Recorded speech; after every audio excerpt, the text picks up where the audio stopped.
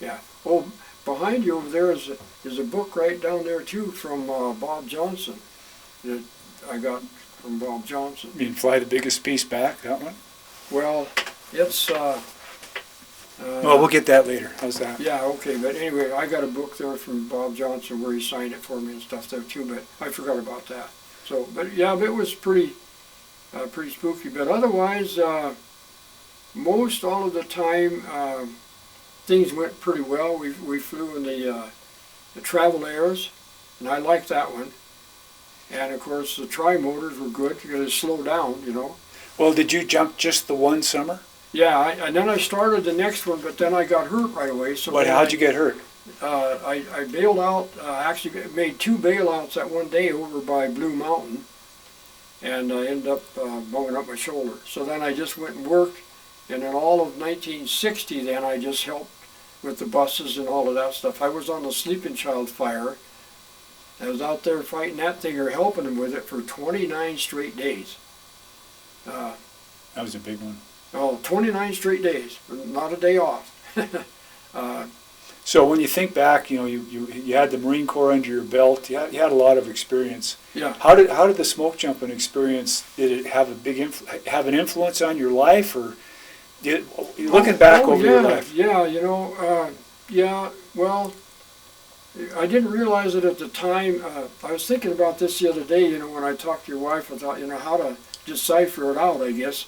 And I kind of figured out that if you put it in quarters, 1, 2, 3, 4, and make a whole single thing, or picture the whole thing, you might say we were exceptionally brave, we're about half stupid, and what were the other two that I said? Well, as you get older, you learn from that, and then there was one more that I had, but it would make a whole single one picture of the whole thing. But yeah, it had an effect on my life, and the good thing was that all of us guys that were smoke jumping then, we were all close friends and the whole, you know, goodness together. Yeah. But some of the things that we did, and I think back on it now, were pretty spooky.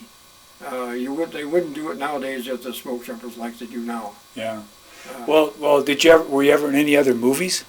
Any other what? Movies.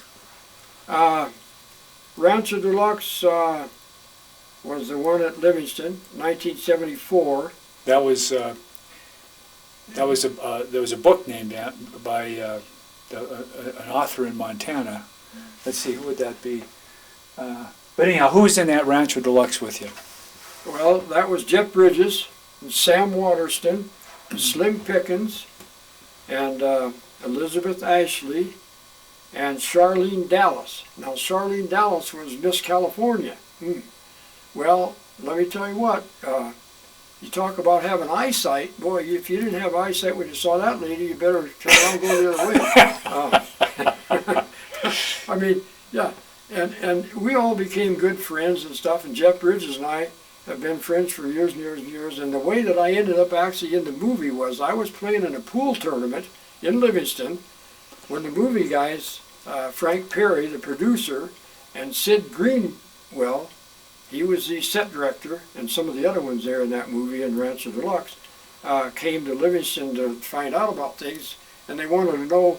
They watched me play in the pool tournament. It was at a bar and a restaurant type thing in Livingston there, and my friends were there and stuff. My brother, half-brother, was there and everything, and I won the pool tournament. So after the pool tournament was over and they paid me, then here come Frank Perry and Sid Greenwell, and they said, well, could we play you a game of pool? And I said, well, okay, but I didn't know what was going on.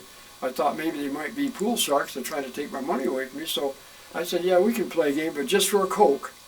And they said, okay, and then they got to know me, and they wanted to know how well I knew the area, and went from there. And then I ended up, and that was Jeff Bridges, I think maybe his second, third, fourth movie. He was only about like 24 or 5 years old. So what did you do in the movie? What was your job? I did all the shooting. Shooting like with a gun? Yeah, with the guns. I shot the cattle, the cars, the gophers, everything. Yeah, with the guns. And it's actually on the film? Are you in the movie? But it didn't shoot. See, Jeff Bridges would stand there with the big buffalo rifle. He'd shoot a blank, boom, I'd stand off to the side and I'd shoot the real bullets. Oh, I see. Yeah, but that was exciting too, and but you know, and so I met those people, and then they found out that I had all of these mounts in my house over there, and a lot of those they're in the movie too, some of them, including that big black bear that In the on the scene part of the sets. yeah, they're in certain sets, yes, Yeah. up at the B-Bar B Ranch, yeah, which is the one picture with Jeff and I by the pickup. Mm-hmm. It's up there. At Where, the where is that from Livingston? It's it's towards Gardner.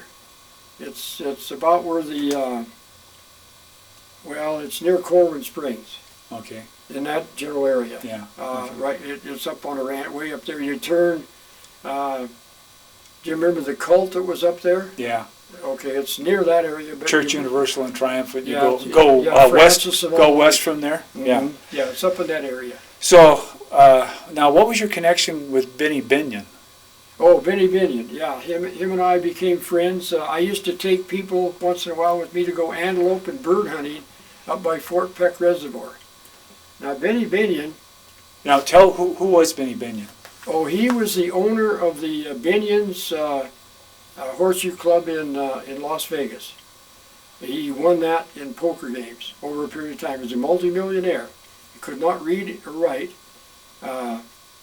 And he bought all of this land up near Fort Peck Reservoir out of Jordan, Montana. And so I would go up there hunting, because I like to hunt antelope and birds too, and some of my friends would come and we'd go up there. Well, we were up there one time, and and here comes Benny Benion.